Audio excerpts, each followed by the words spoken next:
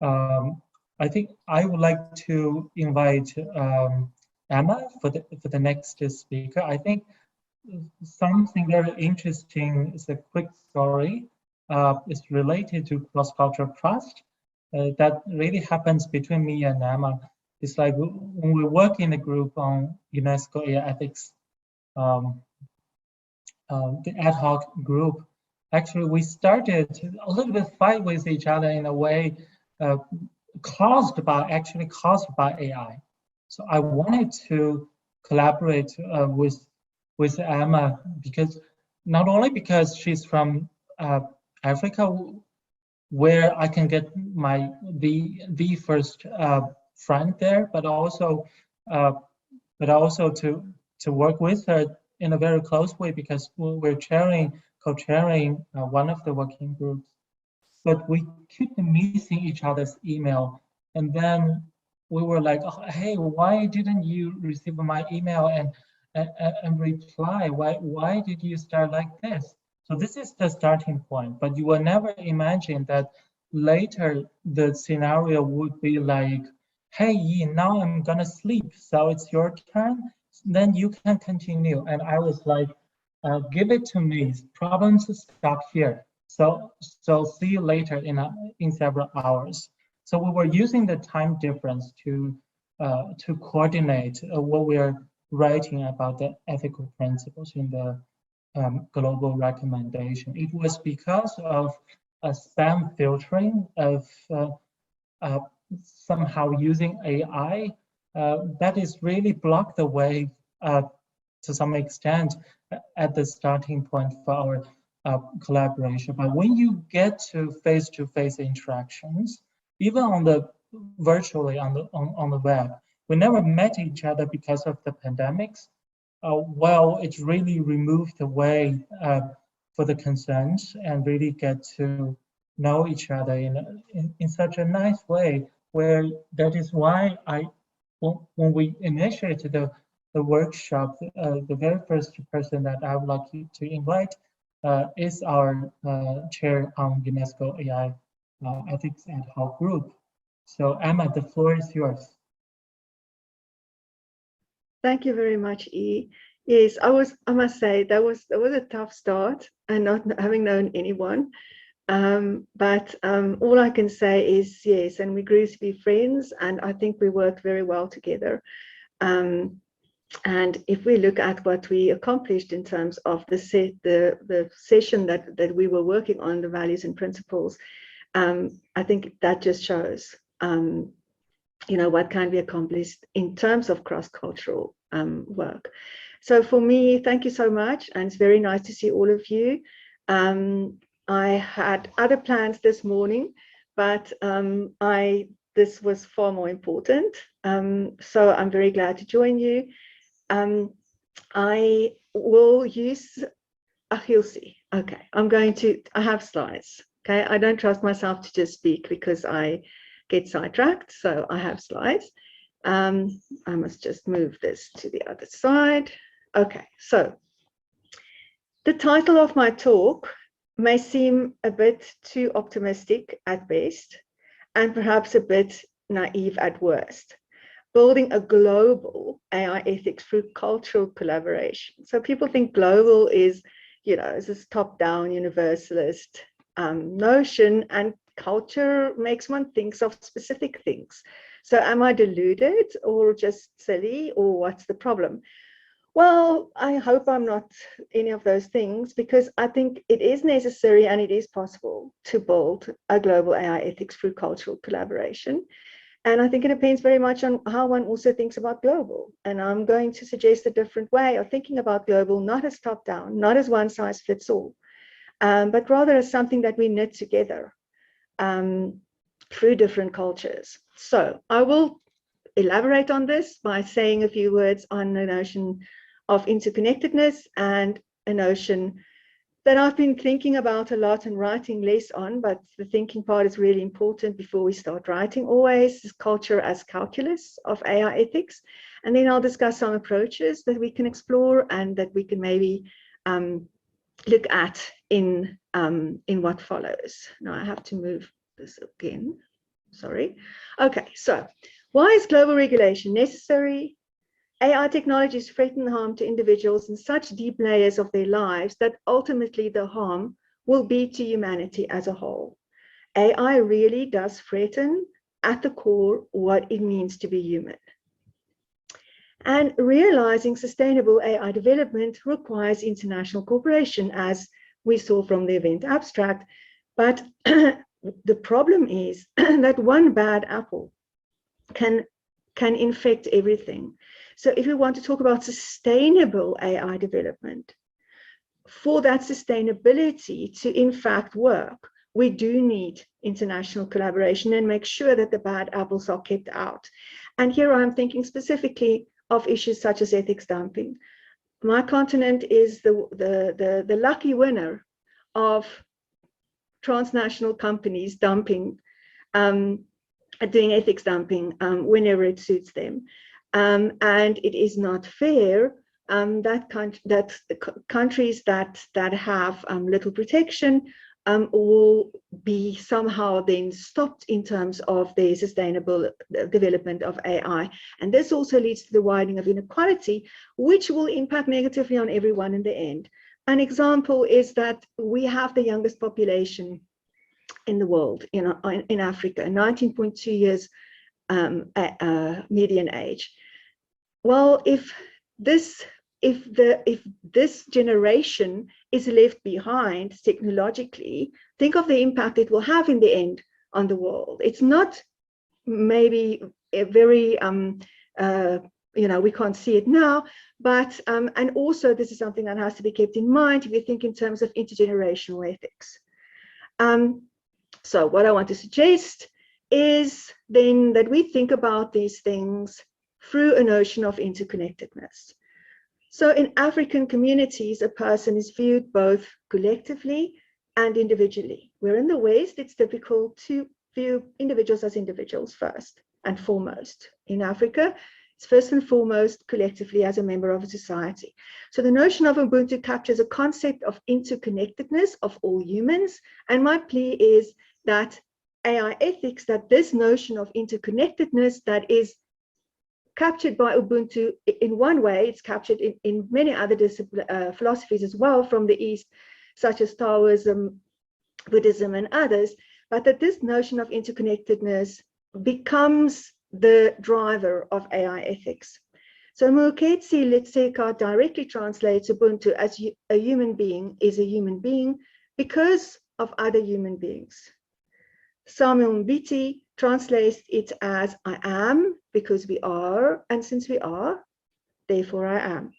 One cannot affirm one's personhood or in fact the humanity of one's being if one does not first acknowledge actively the humanity of others, so individually, and everyone's shared humanity. So this notion of mutual human bondedness among all humans is what drives my claims for the necessity of global AI ethics, regulation, even in the face of diversity and possible cultural conflicts, because this is an approach that can be effective against the nature of the potential harm from AI technologies that is ultimately imperiling all of humanity. In fact, this notion is alive and well in policymaking context. In the Declaration on Ethical Principles for Climate Change, the principle of solidarity speaks of interdependency of all humans and all humans with ecosystems. And in the UNESCO recommendation, and Eve will remember, Amandeep will remember how hard we pushed for this. There is a value that is now called living in peaceful, just, and interconnected societies, which also speaks of the interconnectedness of humans with each other and of humans with the environment. Now, global regulation is possible. It's not just necessary, it's possible if we keep the following in mind. Epistemic justice. We have to hear each other. We have to view everyone as a credible knower in this conversation. And we all know this is not the case at the moment. People say a lot, but in the end, it's not yet the case. So then the meaning ascribed to values should be articulated and communicated in a context of openness and diverse engagement, and obviously epistemic justice. And we have to be sensitive to formulation And so this speaks a lot to some of what Vincent has said. So for me, the difference lies in articulating the values. Not necessarily, we don't necessarily have the core difference at the value level. But to be sensitive in terms of formulation, the fallback to human rights vocabulary is natural in the West, but in African communitarian political philosophy and ethics, the notion of individual rights is in fact very complex and stand in varied relations of opposition to duty-based approaches. Collectivist ethics have duty-based approaches, not rights approaches, such as in individualist ethical traditions. But then there is a bottom line. There has to be adherence to international law, and that is non-negotiable. And that brings me to the notion of culture as calculus. So I think we should apply culture as a tool, as a calculus, to build understanding of values, concerns, and epistemic attitudes. We have to use different articulations of shared values to learn to understand different cultures, but also to highlight aspects of ethical concerns that cannot otherwise be picked up on. We tend to like, you know, in my language, we say you put the butter on the toast in the same way. You know, you just take the knife and you just smear it across the bread.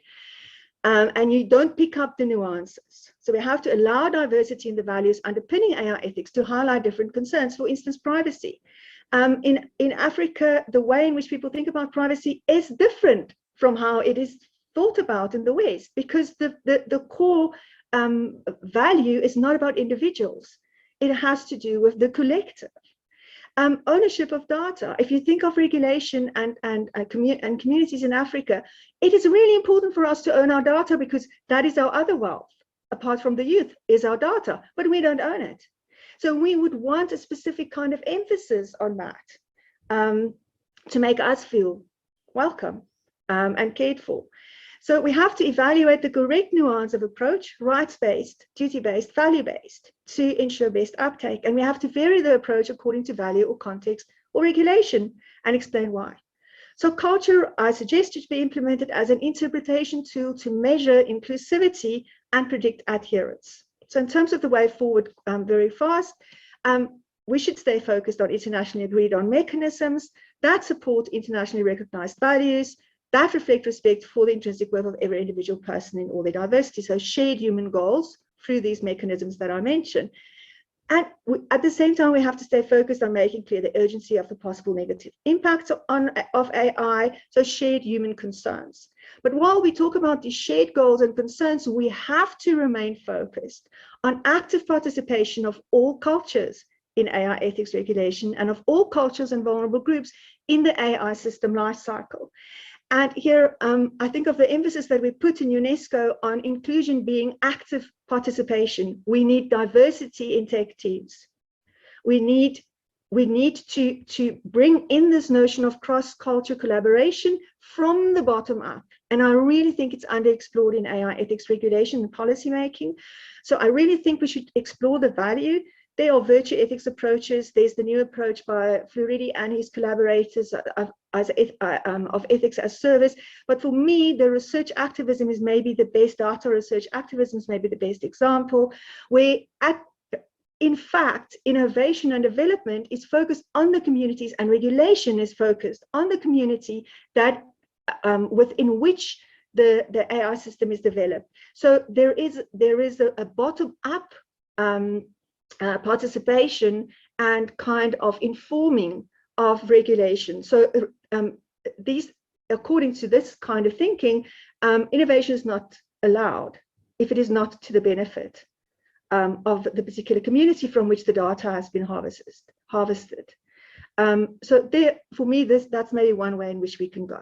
So in conclusion, I want to plead to apply not necessarily the Ubuntu version, but the value of interconnectedness as the golden thread to weave together a global AI ethics, to apply culture as the needle and not the scissors, to calculate and differentiate and distill values in manners that include every person in ways that are respectful and epistemically just, empowering, participatory, and lawful.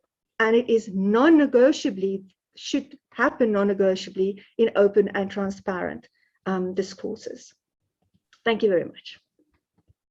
Thank you so much, Emma, for having. Actually, this is the first time that I hear about Emma talking about interconnectedness in such a detailed way. Although we have many interactions during drafting of the principles, but actually, something I must share is exactly interconnectedness. When we have the discussion, we were talking about living harmony, living peacefully, and then Emma was like, this is also, of course, you know, from China, Japan, you have similar philosophy, but also this is so deeply rooted into the African philosophy, where when you go to Ubuntu values and learn about the interconnectedness, about the greater whole, and about individual roles in the greater whole, where you also